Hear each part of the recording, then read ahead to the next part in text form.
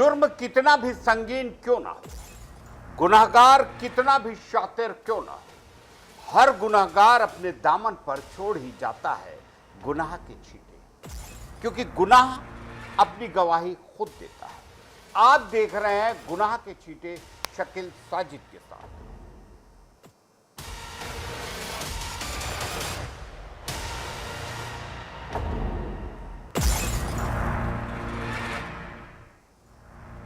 उत्तर प्रदेश के फर्रुखाबाद से एक दिल दहला देने वाली वारदात सामने आई, जिसने न केवल कानून व्यवस्था बल्कि मानवीय रिश्तों पर भी सवाल खड़े कर दिए। नवाबगंज थाना क्षेत्र से 6 दिन पहले लापता हुई 9वीं कक्षा की एक मासूम छात्रा की हत्या का पुलिस ने पर्दाफाश कर दिया है।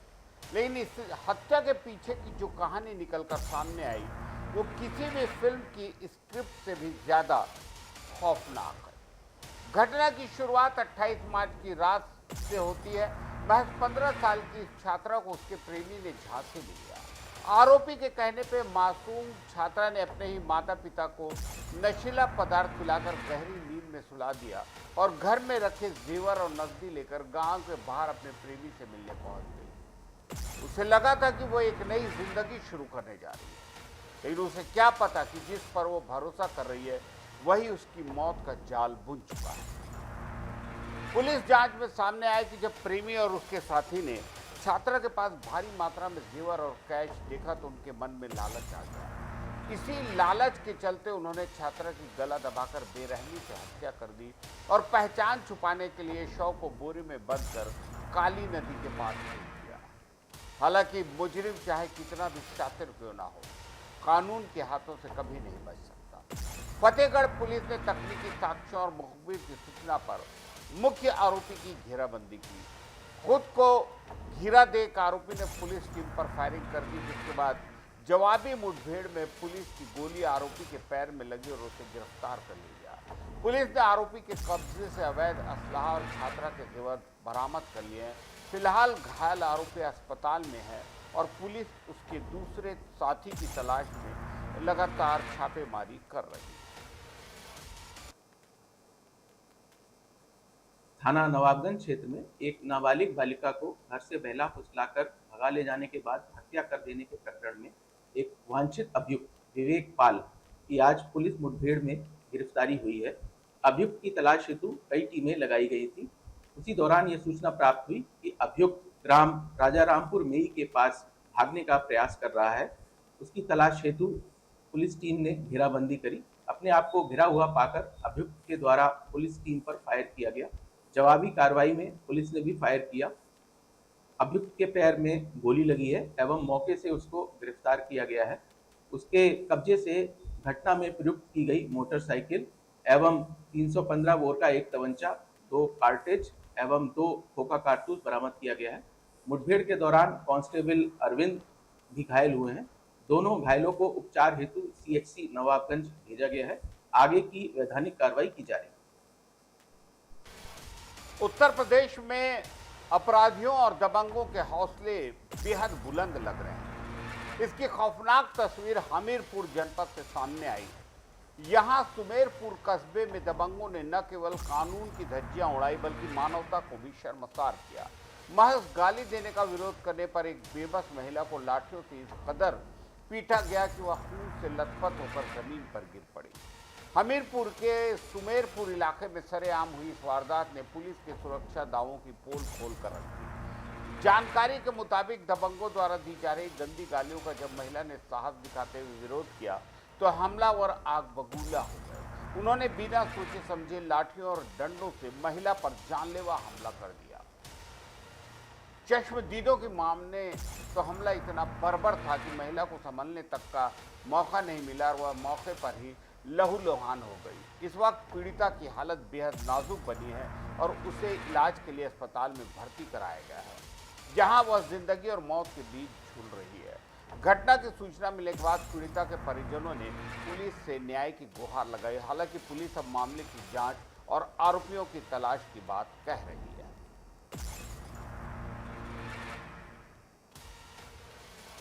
मध्य प्रदेश के कटनी जिले से ऐसी खबर जिसने मानवता को शर्मसार किया। कुठला थाना क्षेत्र के अंतर्गत आने वाले ग्राम कन्हवारा में अपराधियों ने क्रूरता की सारी हदें पार की। यहाँ एक अज्ञात युवक की न केवल बेरहमी से पिटाई की गई, बल्कि अपनी पहचान और जुर्म को छुपाने के लिए हमलावरों ने उसे आग के हवाले कर दिया। इस खौफनाक मंजर को जिसने भी देखा उसकी रूह कांप गई। मामले का खुलासा आज सुबह तब हुआ जब ग्रामीण गांव के बाहर खेतों की ओर निकले। यहाँ एक युवक का धुजला शव पड़ा देख पूरे इलाके में हड़कंप मच गया।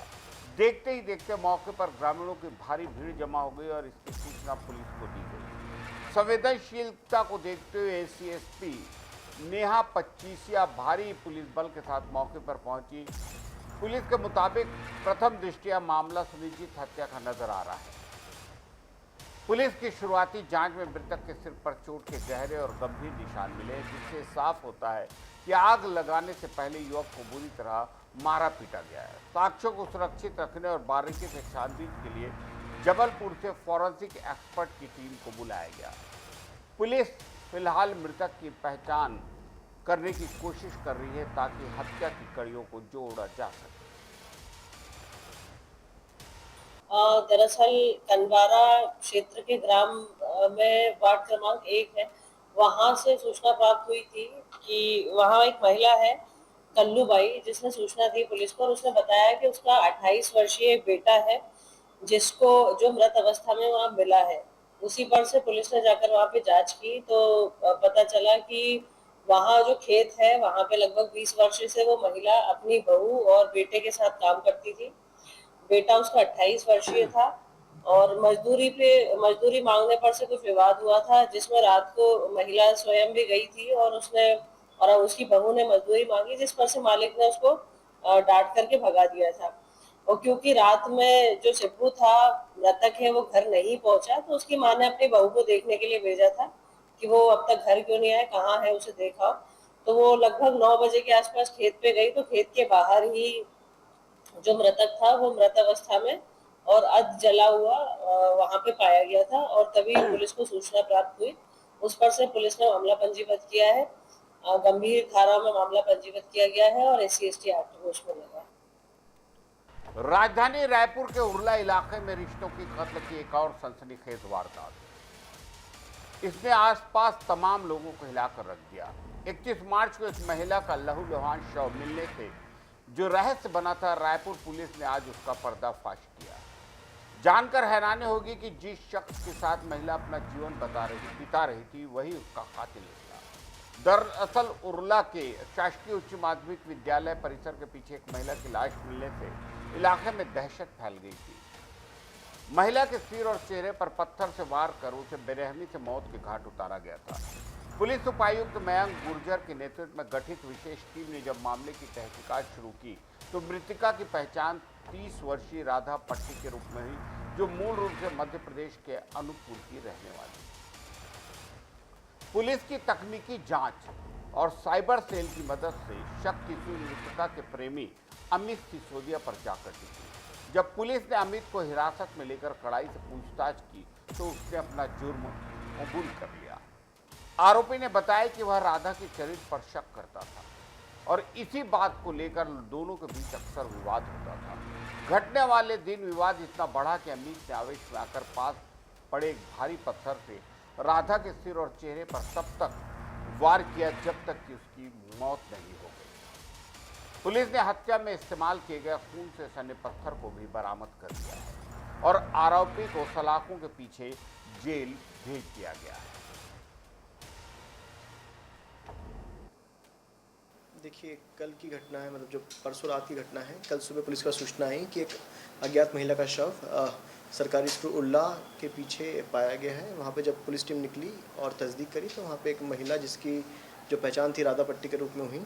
जब और ज़्यादा तस्दीक की गई और आसपास की जो सर्कमस्टेंसेस थे उसको देखे गए और साथ ही साथ FSL की टीम एवं डॉग स्क्वाड जो मौके पर आया था उसे साइंटिफिक इन्वेस्टिगेशन करवाया गया और सर्कमस्टेंसेस को समझ के ये ज्ञात हुआ कि वो एक जो पुरुष अमित सिसोदिया के साथ में पिछले 1 महीने से रह रही थी और उन दोनों के बीच में प्रेम प्रसंग भी चलता था, क्योंकि साथ में रहते भी थे। और जो हत्या का कारण जो समझ में आया हमें पूछताछ के बाद में ये समझ में आया है कि अमित सिसोदिया को चरित्र शंका थी महिला के ऊपर, इसलिए उसने इस वारदात का अंजाम दिया। छत्तीसगढ़ में नशे के सौदागरों के खिलाफ महासमुंद पुलिस ने अब तक की सबसे बड़ी और प्रभावी कार्रवाई को अंजाम दिया है। नेशनल हाईवे 53 पर पुलिस ने नाकाबंदी करके एक ऐसी खेप पकड़ी है जिसे देखकर पुलिस अधिकारियों के भी होश उड़ गए। एंटी नारकोटिक्स टास्क फोर्स और सिंघोड़ा पुलिस की संयुक्त टीम ने 2.25 करोड़ रुपए से अधिक की अफीम पोस्ट डोडा जब्त की है। दरअसल महासमुंद पुलिस को एक गुप्त सूचना मिली कि झारखंड के गुमला से एक बड़ी खेप छत्तीसगढ़ की सीमा में प्रवेश करने वाली है। सूचना मिलते ही पुलिस अधीक्षक के निर्देश पर रेहटी खोल के पास अभेद्य नाकाबंदी की गई। जैसे ही एक संदिग्ध पिकअप वाहन वहां पहुंचा, पुलिस की टीम ने उसे चारों ओर से घेर लिया। तलाशी लेने पर उस पिकअप वाहन के भीतर से भारी मात्रा में अफीम पोस्ट डोडा बरामद हुआ, जिसका कुल वजन 14 क्विंटल, जी हां 14 क्विंटल से भी अधिक बताया जा रहा है। अंतर्राष्ट्रीय बाजार में इस जब्त मादक पदार्थ की कीमत लगभग 2 करोड़ 25 लाख रुपए आकी गई है। इस तस्करी के मामले में पुलिस ने हरियाणा में रहने वाले 2 शातिर तस्करों को रंगे हाथों गिरफ्तार किया है। पूछताछ में एक खुलासा हुआ है कि ये नशे की खेप गुमला से लौट कर रायपुर लाई जा रही थी, जहां से इसे देश के अन्य हिस्सों में खपाने की योजना थी। पुलिस ने तस्करी में इस्तेमाल होने वाली पिकअप को भी जब्त कर लिया गया है। पकड़े गए दोनों आरोपियों के खिलाफ NDPS एक्ट की धारा के तहत मामला दर्ज कर लिया है। पुलिस अब इन तस्करों के बैकवर्ड और फॉरवर्ड लिंक खंगाल रही है, ताकि ये पता लगाया जा सके कि इस बड़े सिंडिकेट के पीछे और कौन कौन से सफेद पोश चेहरे इस नेटवर्क में शामिल हैं।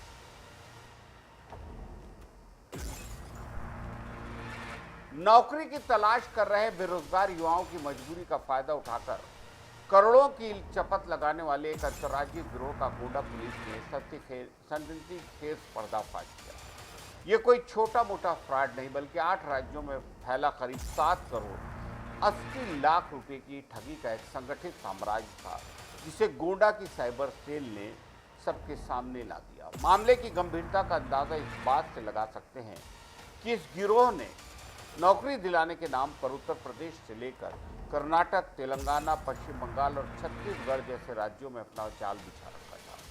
गोंडा SP विनीत जायसवाल के निर्देशन में हुई इस कार्रवाई में 2 शातिर अभियुक्तों सुधीर कुमार गुप्ता और ब्रजेश मिश्रा को गिरफ्तार किया गया है। ये ठग इतने शातिर थे कि रेलवे स्टेशनों और बस अड्डों पर फर्जी विज्ञापन चिपकाकर बेरोजगारों को अपना शिकार बनाते थे। जैसे ही कोई युवक दिए गए नंबर पर कॉल करता, फर्जी कॉल सेंटर के जरिए उसे रजिस्ट्रेशन, ट्रेनिंग और ज्वाइनिंग के नाम पर किस्तों में लूटा जाता था। पुलिस की जांच में जो आंकड़े सामने आए हैं वो चौंकाने वाले हैं। जांच के दौरान 51 ऐसे बैंक खाते मिले हैं जिसमें ठगी की रकम मंगाई जाती है। इन खातों में अब तक 7.8 करोड़ रुपए का ट्रांजैक्शन पाया गया है। साइबर सेल की मुस्तैदी की वजह से करीब 1 करोड़ 11 लाख रुपए की राशि को वक्त रहते फ्रीज करा दिया गया है। पकड़े गए आरोपियों के पास से आईफोन समेत 7 मोबाइल फोन बरामद हुए हैं। NCRB के प्रतिबंधित पोर्टल के जरिए मिले तकनीकी सुरागों ने इस गैंग की कमर तोड़ दी। SP गोंडा ने साफ किया कि यह तो सिर्फ शुरुआत है, नेटवर्क से जुड़े अन्य सदस्यों की तलाश में दबिश जारी है। उन तमाम युवाओं के लिए एक बड़ी चेतावनी है ये, जो अनजान विज्ञापनों के झांसे में आकर अपनी मेहनत की गवा देते हैं। इस पूरे नेटवर्क के हर एक चेहरे को बेनकाब करने के लिए पुलिस की टीमें छापेमारी कर रही हैं।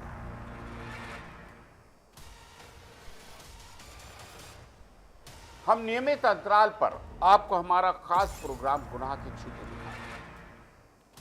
इसे दिखाने का हमारा मकसद बिल्कुल साफ है, समाज में हो रहे अपराधों पर लगाम लगाना। क्योंकि हम समझते हैं यदि कोई सतर्क रहे, चौकन्ना रहे, सावधानी बरते, अपने आसपास के सन्नाटे में जन्म ले रही साजिशों को समझे, अंधेरे में सिमटी किसी भी गुनाह की चीज को पहचाने, तो समाज में गुनाह कुछ कम जरूर होंगे। इसलिए देखते रहिए हमारे साथ गुनाह की छीटें। नमस्कार।